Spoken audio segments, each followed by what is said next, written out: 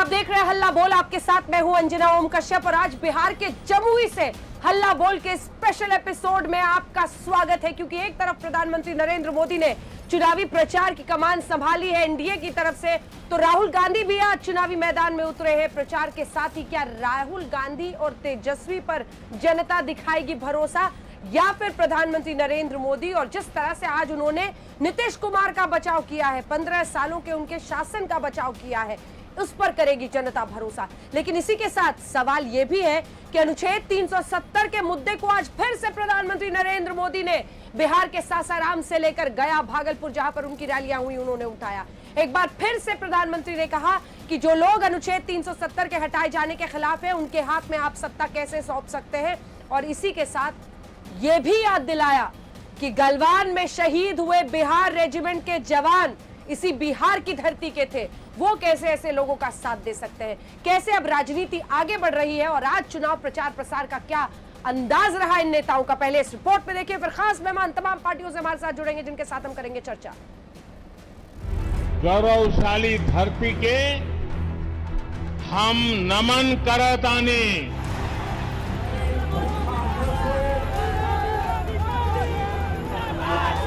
बिहार के जवान शहीद भइले, हम उनके चरणन में शीश झुकावतानी। इन लोगों के लिए देश हित नहीं, दलालों का हित ज्यादा महत्वपूर्ण है। बिहार में पीएम मोदी के चुनावी अभियान की शुरुआत हो गई। एक दिन में 3 जगहों पर रैलियां और महागठबंधन पर ताबड़तोड़ हमले। बिहार की चुनावी जंग में मोर्चा संभालने के बाद पीएम मोदी ने सबसे पहले भोजपुरी बोलकर खुद को बिहार के लोगों से जोड़ा। भाई बहनी लोगन, भारत के दिल बाटे बिहार, भारत के सम्मान बा बिहार। पीएम मोदी को ये पता है कि 15 साल सत्ता में रहने के बाद एंटी इनकम्बेंसी फैक्टर हावी होता है। नीतीश कुमार भी 15 साल तक सत्ता में रह चुके हैं और जनता उनसे हिसाब किताब मांग रही है। लिहाजा पीएम मोदी ने नीतीश कुमार का बचाव किया। बिहार के विकास की हर योजना को अटकाने और लटकाने वाले ये लोग हैं जिन्होंने अपने 15 साल के शासन में लगातार बिहार को लूटा,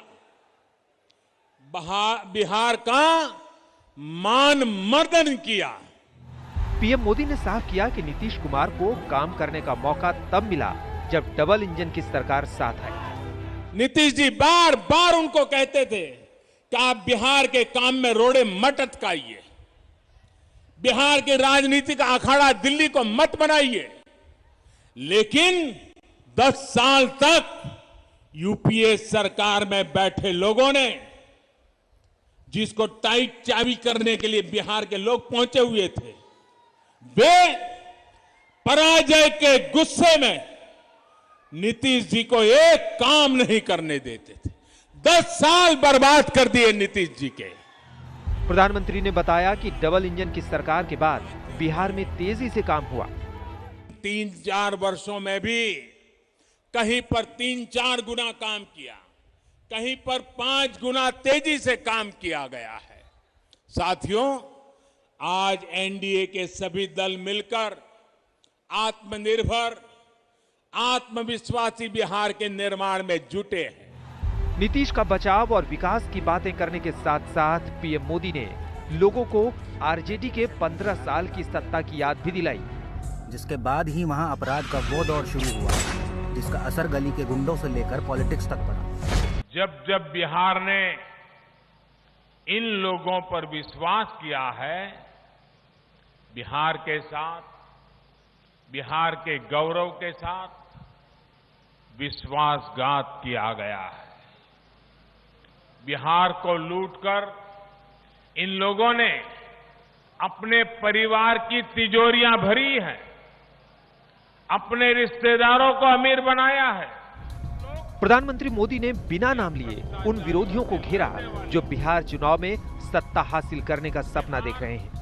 हर चुनाव में ऐसा भी होता है जब कुछ लोग भ्रम फैलाने के लिए 1, 2, चेहरों को अचानक बड़ा दिखाने लग जाते हैं। बिहार में पीएम मोदी ने राष्ट्रीय मुद्दों को लेकर भी महागठबंधन को घेरा, बिना नाम लिए कई लोगों को जवाब दिया। जम्मू कश्मीर से आर्टिकल 370 हटने का इंतजार देश बरसों से कर रहा था या नहीं? इन लोगों को एक बात एकदम स्पष्ट कहना चाहता हूं, ये लोग जिसकी चाहे मदद ले लें, देश अपने फैसलों से पीछे नहीं हटेगा। किसानों को बिचौलियों और दलालों से मुक्ति दिलाने का फैसला लिया तो ये बिचौलियों और दलालों के पक्ष में खुलकर मैदान में है। प्रधानमंत्री मोदी ने महागठबंधन पर जोरदार वार किए तो तेजस्वी ने पलटवार किया। आप बताते विशेष पैकेज का क्या हुआ जो आपने बिहार की बोली लगाई थी? आप बताते बिहार में कारखाने क्यों नहीं है? 15 साल बीजेपी सरकार में है। आप बताते रोजगार की आपने कितने लोगों को सरकारी नौकरी देने का काम किया? बिहार का चुनाव इस बार बेहद दिलचस्प है। महागठबंधन स्थानीय मुद्दों पर फोकस कर रहा है तो एनडीए राष्ट्रीय मुद्दों पर। आज तक ब्यूरो। आइए आपको सीधे लिए चलते हैं, बहस की शुरुआत कर रहे हैं। गौरव भाटिया राष्ट्रीय प्रवक्ता भारतीय जनता पार्टी के हमारे साथ जुड़ गए हैं। पवन खेड़ा राष्ट्रीय प्रवक्ता कांग्रेस पार्टी के हैं। अजय आलोक हमारे साथ प्रवक्ता जेडीयू के जुड़ गए हैं। मृत्युंजय तिवारी आरजेडी का पक्ष रखेंगे और अरविंद वाजपेयी जी हमारे साथ लोक जनशक्ति पार्टी का पक्ष रखने के लिए इस पूरी चर्चा में जुड़ रहे हैं। लेकिन आज मैं पवन खेड़ा जी आपके साथ शुरुआत करना चाहती हूँ। प्रधानमंत्री कह रहे हैं चाहे कैसी भी ताकतों से जुड़ जाए, देश के हित में जो फैसले हैं वो हम ले रहे हैं और उन फैसलों में आप भी हमारे साथ रहिए, एनडीए को ही वोट कीजिए। और उन्होंने खुलकर बात किया है नीतीश कुमार को और उनके 15 सालों को, और ये भी कहा है कि वो लोग जो अनुच्छेद 370 को हटाने की बात करते हैं उन सबसे दूर होइए, जो भ्रष्टाचार में लिप्त है उनसे दूर रहिए। जाहिर तौर पर वो महागठबंधन पर इशारा कर रहे हैं, क्या कहिएगा? आज मंच पर बैठकर नीतीश कुमार जी के मुंह पर मोदी जी ने उनको फेल्ड चीफ मिनिस्टर का सर्टिफिकेट दे डाला और नीतीश कुमार जी कुछ बोल ना पाए। 10 साल तो उनके बर्बाद ही कर दिए, पानी में भी कि कुछ हुआ ही नहीं 10 साल में बिहार में। तो नीतीश बाबू आज स्वीकार कर लें कि अब जो भी वो वोट मांग रहे हैं पिछले 3.5 साल या 3 साल के बिला पर मांग रहे हैं, क्योंकि 10 साल तो यूपीए ने मोदी जी कहते हैं बर्बाद कर दिए बिहार के, और 1.5 साल महागठबंधन की सरकार थी। तो मोदी जी आए हैं एक एजेंडा लेकर कि कैसे स्थानीय मुद्दों से ध्यान बटाया जाए, कैसे विफलताओं से ध्यान बटाया जाए, कैसे बेरोजगारी से पलायन करते हुए मजदूरों से, कैसे इस बात से ध्यान हटाया जाए कि एक नया अस्पताल नहीं बना पिछले 15 साल में, एक नई यूनिवर्सिटी नहीं बनी सेंट्रल यूनिवर्सिटी 15 साल में, एक नया उद्योग नहीं लगाया गया पिछले 15 साल में। मोदी जी जानते हैं, समझदार राजनीतिज्ञ हैं, वो जानते हैं कि वो विफलताओं के सामने अब वो क्या करेंगे। जब भी मोदी जी घबराते हैं पाकिस्तान को आगे लाते हैं, कभी कश्मीर को ले आएंगे, कभी पाकिस्तान को ले आएंगे, कभी हिंदू मुसलमान ले आएंगे, कभी कब्रिस्तान शमशान ले आएंगे, लाते रहें। बिहार के नौजवान ने ठान लिया है कि यह चुनाव नौकरी के मुद्दे पर लड़ा जा रहा है और जो व्यक्ति नौजवान नेता उनको नौकरी का बात कर रहा है कि हम इतने लाख नौकरी देंगे, वो जानता है, उसकी भाषा समझता है वो। उधर भारतीय जनता पार्टी कहती है कि हम 19 लाख नौकरियों के अवसर देंगे। अवसर देना और नौकरी देने में अंतर भी बिहार का नौजवान जानता है, बखूबी जानता है। ठीक है, ठीक है, ठीक है, यहीं से चर्चा आगे लिए चलते हैं। क्या नौकरी पर पूरा नैरेटिव चुनावों का लेकर आने का श्रेय तेजस्वी यादव को जाएगा इस पूरे चुनाव में? गौरव भाटिया जी, और जो वो कह रहे थे उसका जवाब। बिल्कुल, देखिए, सबसे पहले तो मैं समझता हूं कि कांग्रेस में एक बीमारी है। कांग्रेस वही सुनती है, वही देखती है अंजना जी, जो इनको देखना और सुनना होता है। जनता से बहुत दूर आराम से वीवीआईपी राजनीति ये लोग करते हैं और मछली जल बिना रह सकती है, लेकिन कांग्रेस सत्ता और बिचौलियों के बिना नहीं रह सकती है।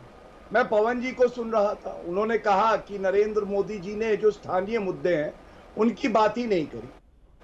मैं आपसे पूछना चाहूंगा कि जब बात करी गरीबों की, मजदूरों की, शिक्षा की, स्वास्थ्य की, जब हमारा संकल्प पत्र आया हम एम्स देंगे, कैसे स्वास्थ्य चिकित्सा में सुधार किया है और आगे भी करेंगे, तो ये क्या स्थानीय मुद्दे नहीं है? लेकिन देखिए, ये विचित्र चुनाव है। एक तरफ मजबूत एनडीए है जिसके पास नरेंद्र मोदी जी जैसा यशस्वी नेता है, और एक सुशासन है बाबू जो हमारे नीतीश कुमार जी हैं। दूसरी तरफ कांग्रेस पार्टी की अध्यक्षा सोनिया गांधी जी कितनी रैली करेंगी, कितना जनसंपर्क करेंगी, ये पवन जी बताएं। दूसरी बात, जो लालू प्रसाद यादव जी हैं, जो अध्यक्ष रहे, सालों साल मुख्यमंत्री रहे, उनकी जो पत्नी थी राबड़ी देवी जी, वो भी मुख्यमंत्री रही। आज लालू प्रसाद यादव का वहां तस्वीर भी नहीं है। क्यों नहीं है? क्योंकि एक विरासत छोड़ के गई है आरजेडी, और वो विरासत क्या है? विरासत है गुंडागर्दी की, लूट की, अपहरण की, और उसको जो है ये लोग चाहते हैं जनता भूल जाए, और जनता भूलेगी नहीं। और आज मैं एक बड़ा सवाल पवन जी से करूंगा। बहुत ही अच्छे प्रवक्ता हैं, मेरे मित्र हैं, मुझे अच्छा लगता है जब इनके साथ चर्चा करता हूं। अनुच्छेद 370 का मुद्दा नरेंद्र मोदी जी ने उठाया, और इसलिए उठाया क्योंकि कश्मीर के लिए, देश के लिए जान दे देते हैं जो हमारे बिहारी सपूत हैं। गलवान में भी हमने ये देखा। और कांग्रेस पार्टी के पी चिदम्बरम कहते हैं कि अनुच्छेद 370 जो है वो बहाल हो जाएगा। मैं पूछना चाहता हूं पवन खेड़ा जी, सारे बिहारी, सारे हिंदुस्तानी आज आपसे पूछ रहे हैं, अनुच्छेद 370 क्या आप बहाल करना चाहते हैं? ये जनता को बताइए। मेरा एक सवाल और है। देखिए अंजना जी, वादे ये करते हैं और पूरा हम करते हैं। पवन जी एक रिस्पांस पर अन्य मेहमानों के पास जाऊंगी। पवन जी एक छोटा सा रिस्पांस। मैं अपनी बात एक बस पवन जी एक रिस्पांस इस पे, फिर मैं अन्य मेहमानों के पास जाऊंगी। एक रिस्पांस सीधा उस पर। मेरे मित्र गौरव भाटिया बता रहे पूरी थे कर लीजिए कि किसकी तस्वीर लगा रहे हैं हम लोग, किसकी नहीं लगा रहे। आपकी अध्यक्षा के बारे में पूछा। मैं बोलूं या रुकूं? जी, गौरव भाटिया जी बता रहे थे पवन खेड़ा कि कौन सी पार्टी किसकी फोटो लगाती है, नहीं लगाती। जी, गौरव भाटिया जी, एनडीए शिवसेना गई, अकाली दल गया, एलजेपी गया, गोरखालैंड जनमुक्ति मोर्चा गया। एनडीए में आज जो रैली हुई थी, तस्वीरें तो दो वहां गायब थी। जीतन राम मांझी की तस्वीर गायब, मुकेश साहनी की तस्वीर गायब। धीरे धीरे 10 तारीख आने दीजिए, बिहार से एनडीए ही गायब होने वाला है। बहुत बड़ी बात कर रहे थे 370। अरे आप स्थानीय मुद्दे लाइए, हम उस पर जवाब देने को तैयार हैं। आप राष्ट्रीय मुद्दे लाइए, हम उस पर जवाब देने को तैयार हैं। आप अंतर्राष्ट्रीय मुद्दे लाइए, हम उस पर जवाब देने को तैयार हैं। हाईवे नंबर 70 बताइए पहले। 370 पे बिहार बाद में बात कर लेगा, मैं उस पर भी चर्चा करने को तैयार हूं। मैं उस पर भी चर्चा करने को तैयार हूं, दोहराने की कोई आवश्यकता नहीं है। हाईवे नंबर 70 फिर बात करिए 370 की। लेकिन मुकेश साहनी की तस्वीर सर करेंगे सासाराम में तो लगी हुई थी। एक सेकंड पवन खेड़ा जी, एक करेक्शन आपकी बात में करते हुए, मुकेश साहनी की तस्वीर सासाराम में लगी हुई थी। जीतन राम मांझी का नाम भी प्रधानमंत्री ने लिया था, पूरा नाम लिया था उन्होंने। क्या दोनों रैलीज में तो लालू यादव जी का नाम तो हम सब ले ही रहे हैं, लेकिन हम ये पूछ रहे हैं क्या दोनों रैलीज में इन दोनों नेताओं की फोटो थी या नहीं? अरे यहाँ तो तेजस्वी यादव अपने माता पिता की फोटो नहीं लगा रहे सर। एनडीए से इनको पता ही यहाँ तो तेजस्वी यादव अपने माता पिता की फोटो नहीं लगा रहे। अरे वो चलिए ठीक है, आगे बढ़ाते हैं, बहस को आगे बढ़ाते हैं। वो भाषण एक बार अजय आलोक जी के पास से करते हैं, लेकिन अगर आप चाहते हैं कि पूरा चुनाव सिर्फ तस्वीरों पे लड़ा जाए, तो आइए तस्वीरों पे चर्चा कर लेते हैं। बिहार अपनी तस्वीर बदलना चाहता है और किसी मुद्दे पर चुनाव नहीं लड़ना चाह रहा। बिहार तस्वीरों पर लड़ा जाए नहीं, आपने तस्वीरों की बहस आपने शुरू की थी, इसीलिए मैंने कहा कि तस्वीरों में क्या रखा है। गठबंधन हो गया है। मैं आपके पास आना चाहती हूँ। इन्होंने शुरुआत की है, क्या इन्होंने शुरुआत की। जब प्रधानमंत्री सासाराम में अजय आलोक जी पहली अपनी रैली कर रहे थे, मुद्दों पर आइए। नीतीश कुमार जी ने भी एक शुरुआती बात थोड़ी सी की। एक नर्वसनेस जेडीयू में दिखता है नीतीश कुमार के नाम पर।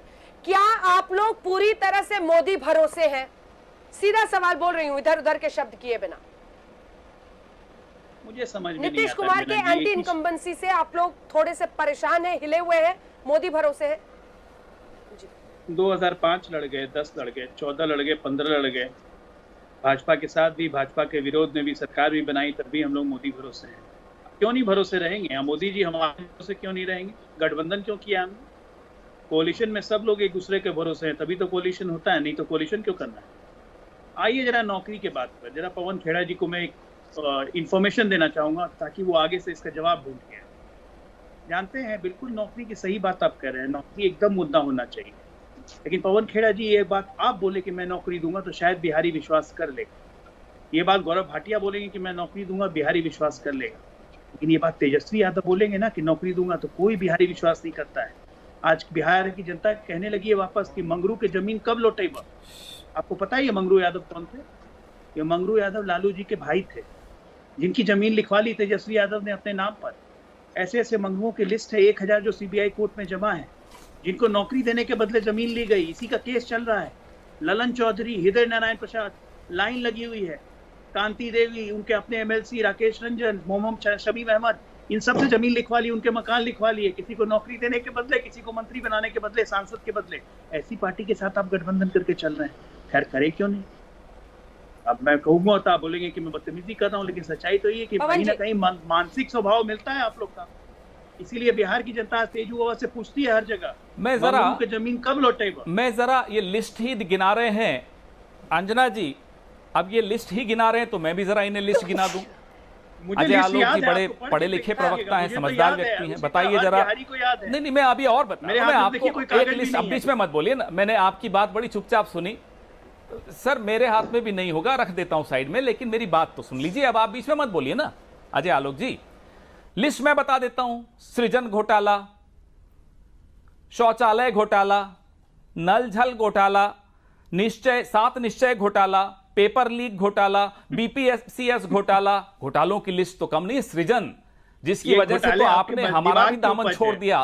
क्या डर था, क्या भय था? नहीं, टॉपर घोटाला, एक घोटाला, लेकिन सृजन के घोटाले पर ही आ जाते हैं। बीच में मत बोलिए अजय आलोक जी, आपके बीच में मैं नहीं बोला, आपके बीच में मैं नहीं बोला। आपकी इतनी कृपा दृष्टि हो जाए कि आप भी बीच में ना बोले। नहीं, मैं एकदम चुप रहा तो आप भी चुप रहिए, अच्छा रहेगा, डिबेट अच्छी तरह चलेगी।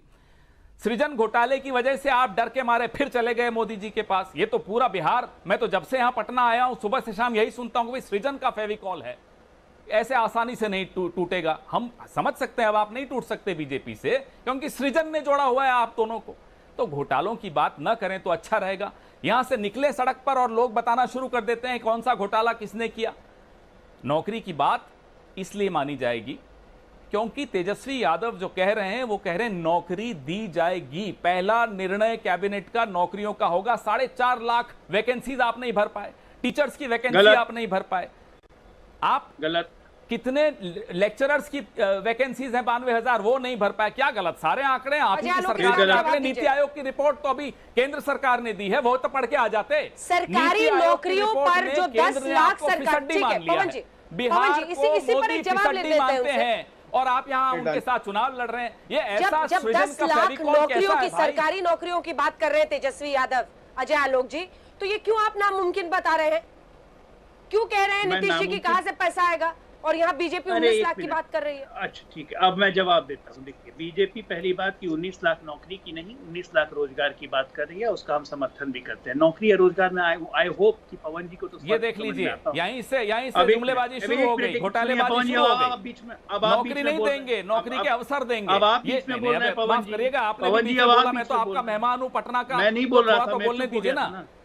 अरे मैं चुप हो गया था, सुन लीजिए मेरी बात। पटना में अच्छा मैं तो सरकार, अच्छा एक मिनट बोलते रहे, तो मुझे लगा यहाँ परंपरा होगी बीच में बोलने। आप आइए, मेहमान है मेरे घर में, खाना खाने आइए, कोई दिक्कत नहीं है।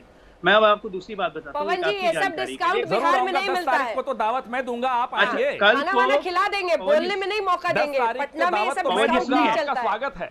पवन जी सुनिए 4.5 लाख नौकरी, 10 लाख सरकारी नौकरियों के वादे में कहाँ खोट है? मैं बोल ये बताइए। आ रहा हूँ अंजना जी, उस पर मैं आ रहा हूँ। खोट कहाँ है बताता हूँ, शुरू करता हूँ। पॉइंट नंबर ए, सरकार में 4.5 लाख की वैकेंसी है। पवन जी मैं आपको बताता हूं सरकार की तरफ से आधिकारिक आंकड़ा 1,73,600 की वैकेंसी थी अगस्त के अंतिम सप्ताह में। ये आधिकारिक वेबसाइट पर सरकार क्या निकाल लीजिएगा, कम से कम आप उनकी भाषा मत बोलिए क्योंकि आप पढ़े लिखे व्यक्ति हैं। 1,73,600 की वैकेंसी थी, जिसमें 70,000 की नामांकन की प्रक्रिया, बहाली की प्रक्रिया सितंबर पहले सप्ताह में आचार संहिता लगने के पहले शुरू कर दी गई है, जिसमें पुलिस के सिपाही हैं, ठीक है, और स्वास्थ्य विभाग के कुछ कर्मचारी हैं। बाकी बचे 1 लाख आचार संहिता के बाद सरकार जब बनेगी तो वो सरकार करेगी। पहला झूठ ये दूसरा झूठ, 5.5 लाख नौकरी आप सृजन करेंगे। कैसे? आप पहले हस्ताक्षर में सृजन कर लेंगे बिना फाइनेंस का अरेंजमेंट किए हुए। 60,000 करोड़ रुपए लगेंगे सृजन करने के लिए, कहां से लाएंगे? कोटवार जेल से लालू जी भेजेंगे क्या? कुबेर के साथ संधि हो गई आजकल। पवन जी कम से कम आपको जवाब देना देश चाहूंगा चलाया हुआ आपने, आपके युवराज कहते हैं अंजना जी, मैं इसका जवाब देना चाहूंगा आंकड़ों के साथ। इसका जवाब मृत्युंजय तिवारी देंगे।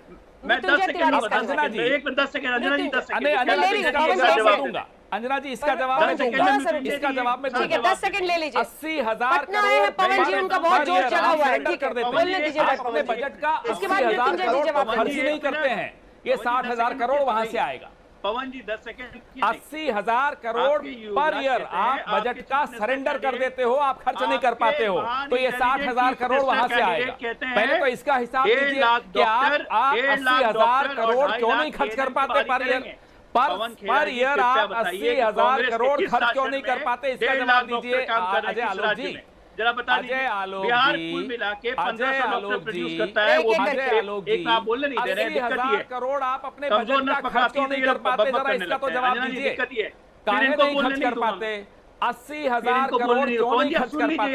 80,000 करोड़ क्यों नहीं खर्च कर पवन जी हो पाते? गया, पवन जी हो गया। अरे आपकी बारी खत्म हो गई साहब, अब मेरी बारी है, मुझे अंजना जी ने अनुमति दी। वाले प्रश्न पवन जी मुझे पता है बदलाव कर जोश आ गया है, लेकिन थोड़ा सा आराम से सबकी बारी में। देखिए बदतमीजी तो मेरे को पटना में पहले और अंतिम व्यक्ति आप ही मिले हो। पटना में कोई बदतमीजी नहीं करता, तो कम से कम आप बदतमीजी ना करें तो अच्छा रहेगा। 10 सेकंड। मैं बदतमीजी नहीं कर रहा हूं, आप सुनने को तैयार नहीं है। 80,000 करोड़ पर ईयर ये बजट में खर्च नहीं कर पाते, और कहते हैं 60,000 करोड़ कहां से लाएंगे? संगत में आके आरजेडी की अरे आप बहुत समझदार हैं अजय आलोक जी। अब 5 साल छुट्टी होने वाली है आपकी। अजय आलोक जी ने जो बोला है उसको मृत्युंजय जी से जवाब देते हैं। अच्छी तरह दिख रहे हैं। अरे अजय आलोक जी ने जो बोला उस पर जवाब मुझे बस इसका जवाब दीजिए कि 80,000 करोड़ आप बजट का हर साल खर्च मंगरू यादव की जमीन कब लौटाएंगे? 60,000 करोड़ कहां से आएगा? अरे आपको खर्चे नहीं करना आता।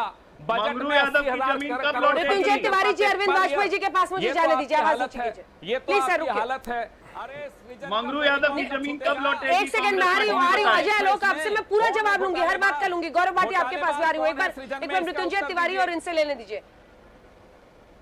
ये जो अंजना जी, ये जो अजय आलोक ने कहा है, सीधा तेजस्वी यादव पर आरोप लगाया है जमीन हड़पने का, उस पर जवाब दीजिए। और कह रहे हैं कि कोई भरोसा नहीं करेगा जब तेजस्वी यादव कह रहे हैं कि नौकरी देंगे। जवाब दीजिए मृत्युंजय जी। देखिए अंजना जी, हाथ जोड़कर निवेदन करते हैं, हमको बहुत समय के बाद आपने मौका दिया है, 1 मिनट बोलने दीजिएगा। देखिए अंजना जी, बेशर्मी की प्रकाष्ठा है, और बेशर्म लोगों के बातों पर हम क्या जवाब दें? दिन भर भी बोलने दीजिएगा तो ये थेथरलॉजी करेंगे। प्रधानमंत्री जी भी वही बात कर रहे हैं, और उनके प्रवक्ता भी वही बात कर रहे हैं। हम तो इतना कहना चाहते हैं अंजना जी, जेडीयू का मतलब ही है झूठा दावा अनलिमिटेड। अब बीजेपी का मतलब तो नीतीश जी ने कह ही दिया है, बड़का झूठा पार्टी। तो बिहार में चुनाव बा, बिहार में का बा, ये गाना थीम आप लोग तो सुन रहे हैं। तो आदरणीय प्रधानमंत्री जी ने आज कहा कि बिहार में संस्कार बा, स्वाभिमान बा, सम्मान बा। अब देखिए ऐसे करेंगे, इनको डिबेट से बाहर कीजिए। ये बेशर्म की तरह बात कर रहे हैं। अरे मंगरू यादव की जमीन लौटा दीजिए भाई। गाली दे रहे थे और अभी बात नहीं सुन रहे हैं, पेट में दर्द हो रहा है। अरे मैं कह रहा हूँ मंगरू यादव की जमीन कब लौटाएंगे, उस पर ये बता दीजिए ना। स्वाभिमान बा, सम्मान बा, लेकिन एक बात प्रधानमंत्री जी भूल गए कहना, मंगरू यादव की जमीन लौटा दीजिए ना। देखिए अंजना जी, अगर ऐसे डिबेट होगा तो फिर हम किसी को बोलने नहीं देंगे, याद रखिए। मैं बोल रहा हूँ जमीन कब लौटाएंगे? ठीक है, बदतमीजी नहीं मृत्युंजय जी, इतना गुस्सा नहीं। मैं आऊंगी, आप ही के साथ शुरू करूंगी, एकदम नहीं, किसी को नहीं करना चाहिए, एक दूसरे के ऊपर नहीं बोलना चाहिए। एकदम ठीक कह रहे हैं मृत्युंजय जी। एक ब्रेक के लिए रुक रहे हैं मृत्युंजय तिवारी जी, वाजपेयी जी माफी के साथ आधे घंटे, मुझे पता है आपको इंतजार कराया, लेकिन ब्रेक आजकल लेना पड़ रहा है। एक छोटे से ब्रेक के लिए हम रुक रहे हैं, यहीं से चर्चा आगे लिए चलेंगे कि ये जो नौकरियों के वादे हैं, और उसके बाद अब उसमें अनुच्छेद 370 से लेकर गलवान घाटी में बिहार रेजिमेंट के बलिदान की कहानी आ गई है, उससे किसको फायदा होता दिख रहा है, देखते रहिए। तो आज आप स्पेशल एपिसोड हल्ला बोल का देख रहे हैं, जमुई से, बिहार से, जहां पर चुनाव का प्रचार इस वक्त जोर पर है। याद रखिए 28 अक्टूबर को 4 दिन बाद वोटिंग होनी है, और इसीलिए आज से आपने जबरदस्त चहल पहल देखी। प्रधानमंत्री नरेंद्र मोदी भी चुनावी मैदान में उतरे। मृत्युंजय तिवारी जी, ब्रेक के पहले आपकी बात पूरी नहीं हो पाई थी, जरूर करिएगा, लेकिन ये सवाल जो पूछा जा रहा है और ये जो भ्रष्टाचार के तमाम आरोप हैं, लालू प्रसाद यादव से लेकर अब तेजस्वी यादव जिसका जिक्र कर रहे हैं गौरव भाटिया, उन सब पर क्या जवाब होगा? जी, हमारा जवाब सिर्फ इतना है कि प्रधानमंत्री जी ने ही कहा ना, स्वाभिमान है, सम्मान है, संस्कार है। एक चीज भूल गए प्रधानमंत्री जी, बिहारी के बेवकूफ बनाना भी इतना आसान नहीं है। ये 60 घोटाले का हिसाब नहीं दे रहे हैं। बताइए, सृजन से लेकर शौचालय तक इन्होंने गबन कर दी। देखिए देखिए, लग गया मिर्ची। हाँ। मिर्ची कैसे लगता है, खाली देखिए, खाली आप 56 इंच का सीना तो 6 इंच का सीना निकला। एक करके एक तेजस्वी यादव जी 30 साल का नौजवान लालू प्रसाद जी का लाल से मुकाबला करने के लिए नीतीश जी, नरेंद्र मोदी जी सब लगे हुए हैं, और एक ही हेलीकॉप्टर काफी है। इनसे देख लीजिए, खाली आप देखते चलिए कैसे कैसे इंजेक्शन लगेगा, इनकी तिलमिलाहट बौखलाहट बढ़ेगी। ये तो झूठा दावा अनलिमिटेड करने वाले लोग हैं। ये भ्रष्टाचार कर आखंड डूबी है। बिहार की भुखमरी पर बात नहीं करेंगे, बेरोजगारी पर बात नहीं करेंगे, बिहार की बदहाली पर बात नहीं करेंगे, बिहार की गरीबी पर बात नहीं करेंगे। इस पर न बात होगा अंजना जी। ये 370 पर ये बात कर रहे हैं, जरा सुना जाए, ये चीन पर जरा सुना जाए। अभी आप कह रहे थे मृत्युंजय जी कि उधर मोदी जी से लेकर सब उतर गए नीतीश बाबू का साथ देने, इधर तेजस्वी अकेले लड़ रहे हैं। मतलब आपने राहुल गांधी को जीरो कर दिया क्या? देखिए, राहुल गांधी जी, कांग्रेस पार्टी, तेजस्वी जी ने आज साझा रैली किया है। आप ये कैसे कह दिए कि हम क्या कर रहे हैं, हमला किस पर कर रही है? हाँ। तेजस्वी यादव जी को तो कहा था ना जेल भेज देंगे। तेजस्वी यादव जी मुख्यमंत्री से कि इन्होंने भ्रष्टाचार किया है। आप भी तो मोदी जी पर हमला नहीं करते हैं, सिर्फ नीतीश कुमार पर करते हैं। आप लोग नरेंद्र मोदी पर कहाँ हमला करते हैं? अगर आप भी तो नीतीश बाबू को ही कमजोर कड़ी पर हमला करते हैं। नहीं, हम तो डबल इंजन पर करते हैं। आप लोग भी तो नरेंद्र मोदी पर हमला नहीं करते हैं, नीतीश कुमार पर ही करते हैं। आपको लगता है कमजोर कड़ी वो है? बेरोजगारी पर बात नहीं करते। ये इनसे पूछिए ना अंजना जी, मंगरू यादव की जमीन कब लौटाएंगे? अंजना जी, हम भी आ जाएं चर्चा में।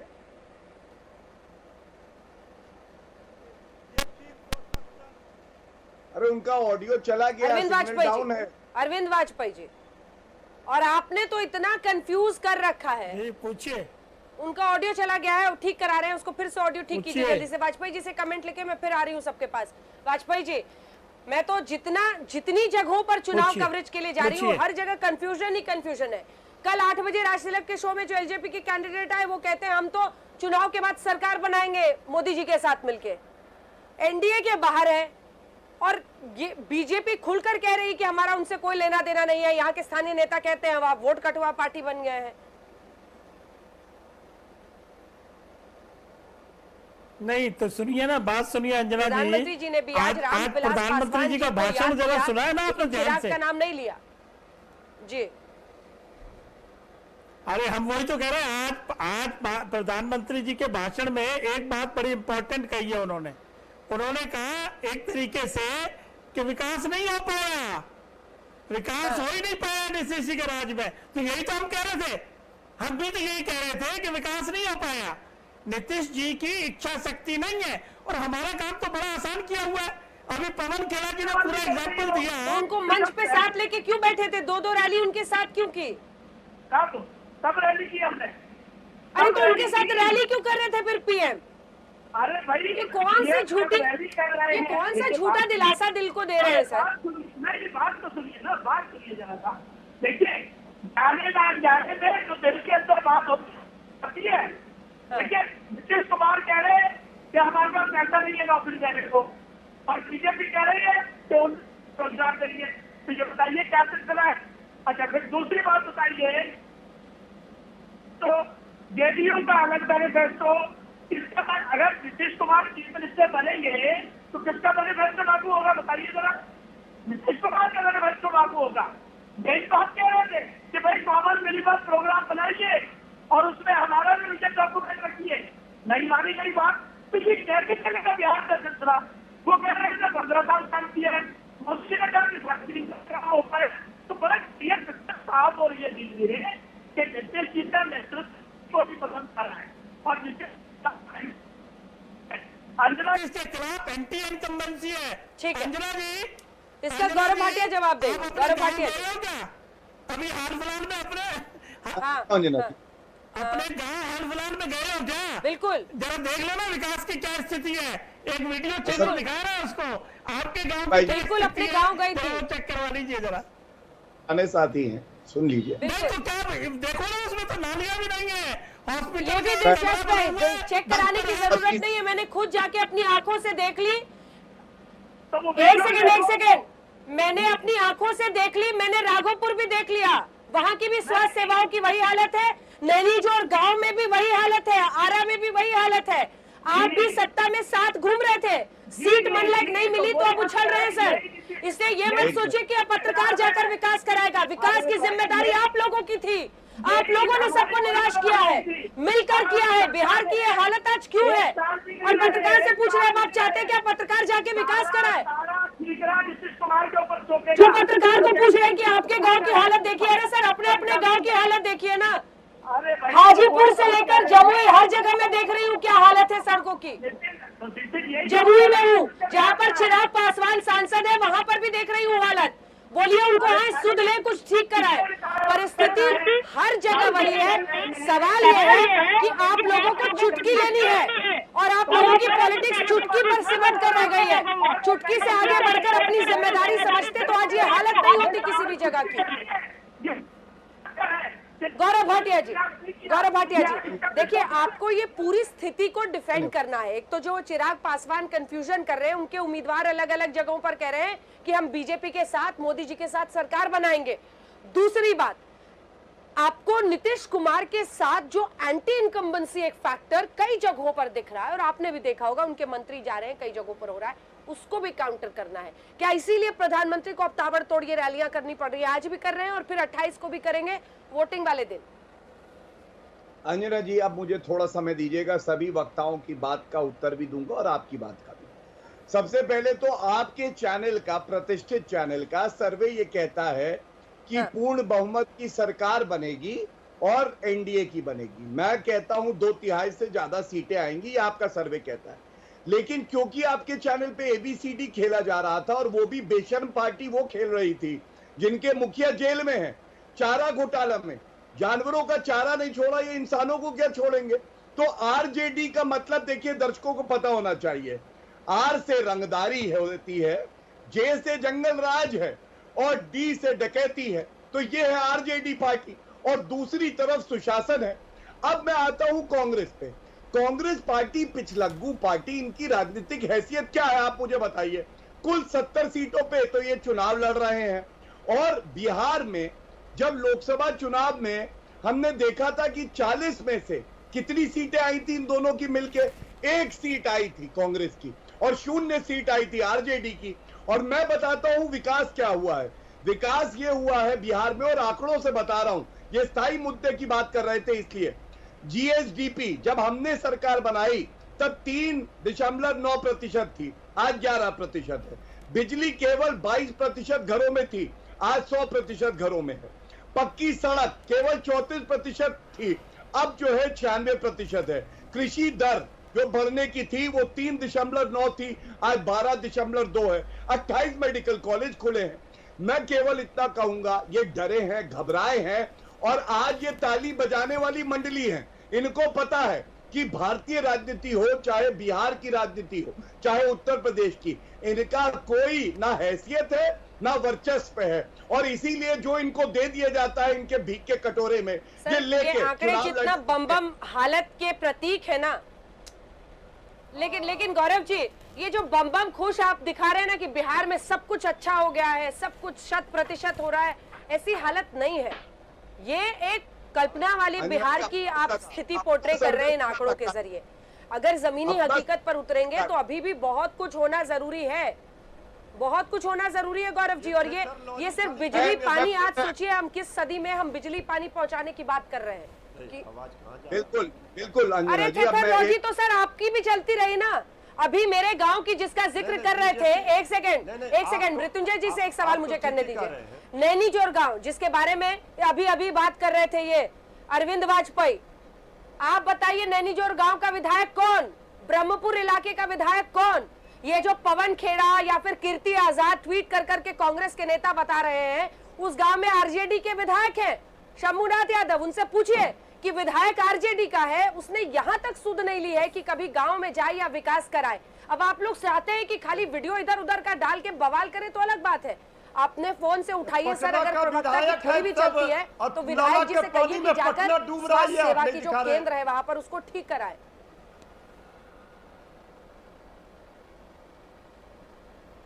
अरे तक विधायक के पास विधायक निधि आती है, उससे कुछ काम कराएगा कि नहीं कराएगा? विधायक की कोई जिम्मेदारी होती है कि नहीं होती है? सरकार किस लिए होती है ये बताइए पहले। अच्छा, लालू प्रसाद यादव अरे तो डबल इंजन के बस सहारे विधायक, तब तो 80 के 80 विधायक जो पिछली बार बने उनकी कोई भूमिका नहीं है। 80 के 80 विधायक जो आपके बने, वो तो फिर जिन लोगों ने उनके लिए वोट किया वो उनको तो उसकी कीमत चुकानी पड़ेगी। तो नौकर साहब हावी है अंजना जी, आप भी देख रहे हैं हालात क्या है बिहार के। विधायकों की कोई पूछ है? एलईडी जमाना है अंजना जी, कोई पूछ नहीं। पहले आपको मोदी जी की गलती लगी, फिर नीतीश यादव की गलती लगी, अब आपको अफसरशाही की गलती लग रही है। विधायक कहाँ है? शंभुनाथ यादव विधायक ब्रह्मपुर, पूछिए कहाँ है जहाँ पर ये गाँव आता है आरा जिले में, पूछिए उनसे। उठाइए ना सर, फोन उठाइए, लाइव शो में फोन कीजिए ना। अरे सर लाइव शो में फोन कीजिए ताकि कीर्ति आजाद को भी पता चल जाए कि विकास क्यों नहीं हो रहा है इन गाँवों में। फोन कीजिए, आप तो फोन कीजिए सर, फोन कीजिए। विधायक का नंबर है कि नहीं शंभुनाथ यादव का? फोन कीजिए आरजेडी का विधायक जी। अरे सर लाइव शो में फोन कीजिए। कांग्रेस पार्टी के नेताओं को, और वो भी जो बिहार के हैं कीर्ति आजाद, इतनी जानकारी नहीं होती है कि वहां पर विधायक तो आरजेडी का है और वो आरजेडी का विधायक एब्सेंट है, लोगों ने देखा ही नहीं है उनको जब से जीते हैं उसके बाद। अंजना, आप फोन कीजिए लाइव शो में, पूछिए उनसे। अंजना जी, पता चल जाएगा कीर्ति आजाद को भी या फिर किसी नेता को। देखिए और सवाल ये है, को भी विधायक की कुछ तो जिम्मेदारी होती है। गुमनाम है, चिंतित कैसे नहीं होंगे, कैसे नहीं होंगे? चिंतित है तो बिल्कुल हर जगह की बात हो रही है, क्योंकि आज उन्होंने पूछा नैनीजोर गांव पर अरविंद वाजपेयी ने बात की, इसीलिए मैंने आपको बोला। और कांग्रेस पार्टी के सब नेता उछल उछल के सवाल पूछ रहे हैं। अरे सर एक तो ये टेक्नोलॉजी वर्ड छोड़िए ना, कोई अगला वर्ड चूज कीजिए। बच्चे भी देखते हैं, सरकार से ही ना पूछे जाएंगे अंजना जी, सरकार से ही ना सवाल पूछे जाएंगे। चलिए ठीक है, अजय आलोक, आप कुल मिलाकर देखिए परिस्थिति इस बात पर आइए। ठीक है आ रहे हैं, पवन जी को भी दिखाइए, पवन खेड़ा जी को दिखाइए। पवन खेड़ा जी, अजय आलोक जी, ये सच है कि आपको भी एहसास है कि एंटी इनकम्बेंसी फैक्टर आपके कई नेताओं छोड़ी मंत्रियों के खिलाफ है। समस्तीपुर में मंत्री जी गए, लोगों ने हल्ला मचा दिया उनके खिलाफ, खदेड़ दिया जनता ने। मैं तो एक एक गांव की एक जगह की बात कर रही हूँ। मंत्रियों के जाने पर हो हल्ला हो रहा है, हूटिंग हो रहा है। मैं अंजना जी इसे बिल्कुल डिनाई नहीं करता हूं कि 2-4 विधायक और मंत्री के खिलाफ बिल्कुल एंटी इनकम्बेंसी लोकल फैक्टर पे हो सकती है, मैं डिनाई नहीं कर रहा हूं। लेकिन सवाल यह है कि इस लोकतांत्रिक तरीके को भ्रष्ट कौन बना रहा है? आप बोल रही है विधायक दिखते नहीं है, क्यों नहीं दिखता है विधायक? जो विधायक 2 करोड़ 3 करोड़ रुपए दे के टिकट अगर खरीदेगा तो पहले अपना 3 करोड़ वसूल करेगा या काम करेगा जनता? सामने मृत्युंजय जी बैठे हुए हैं, जरा पूछ लीजिए इस बार भी आरजेडी में कितने टिकट बिके हैं। 90% से ज्यादा टिकट बिके हैं। खुद विधायक से जाके स्ट्रिंग करवा लीजिए, बोलेगा 2 करोड़ में टिकट लेके आए। क्या बात आप कर रही है? ये तो पूरा बिहार जानता है, मृत्युंजय जी खुद जानते हैं। ठीक है मृत्युंजय जी, मानेंगे नहीं, टाइम वेस्ट होगा। पवन जी से एक कंक्लूडिंग रिमार्क लेने दीजिए। पवन खेड़ा जी कंक्लूडिंग रिमार्क सब देने का टाइम है। मृत्युंजय जी रुक जाइए, मुझे पता है आप मानिएगा नहीं। अंजना जी, पवन जी, ये फुल फॉर्म बता रहे थे आरजेडी का। जल्दी से फुल फॉर्म तो नीतीश बाबू ने बीजेपी का बता दिया, बड़का झुट्टा पार्टी। नीतीश बाबू खुद ही बताकर चले गए 5 साल पहले, बड़का झुट्टा पार्टी। हम थोड़ा ही बोले बीजेपी के लिए। और 55 घोटालों की लिस्ट तो नरेंद्र मोदी जी ने 5 साल पहले नीतीश बाबू के खिलाफ यहीं बिहार में आकर बताई। ठीक। अब वो घोटाले समाप्त हो गए क्या? तो अजय आलोक जी को बताइए, ये वही घोटाले हैं जो नरेंद्र मोदी जी ने बताए थे नीतीश बाबू के। हम नहीं बता रहे अपनी ठीक है। तरफ से, नरेंद्र मोदी जी ने जो लिस्ट थमाई हम वो पढ़ के बता रहे हैं आप। ठीक है सर, वक्त इतने की इजाजत देता है, वक्त इतने की इजाजत देता है। आप सभी का धन्यवाद हमारे साथ जुड़ने के लिए। अभी तो हर रोज कार्रवाई ये बिहार के चुनाव में आगे बढ़ेगा और देखिए क्या क्या रंग लाएगा। 4 दिन बाद वोटिंग होनी है और आज प्रधानमंत्री की चुनावी रैली के साथ एक नए सिरे से पूरे चुनावी प्रचार में जोर आया है, जबकि उस तरफ राहुल गांधी और तेजस्वी एक मंच पर दिखे, इधर नीतीश और मोदी। एक ब्रेक के प्रधानमंत्री नरेंद्र मोदी ने बिहार में अपने रैलियों के साथ एक नए सिरे से हुंकार भरी है, एनडीए का समर्थन मांगा है, तो अनुच्छेद 370 का जिक्र, गलवान घाटी में बिहार रेजिमेंट के बलिदान का जिक्र। इन सब के बीच तेजस्वी और राहुल गांधी भी अपने सिरे को आगे बढ़ाने की कोशिश कर रहे हैं। किसके बात में कितना दम, इसी पर आप देख रहे थे हल्ला बोल। देखते रहिए आज तक। नमस्कार, मैं हूं अंजना ओम कश्यप। हमें उम्मीद है ये वीडियो आपको पसंद आया होगा। लेटेस्ट खबरों के लिए यूं ही देखते रहिए आज तक और इस वीडियो के पसंद आने पर लाइक, शेयर एंड सब्सक्राइब करना ना भूलें।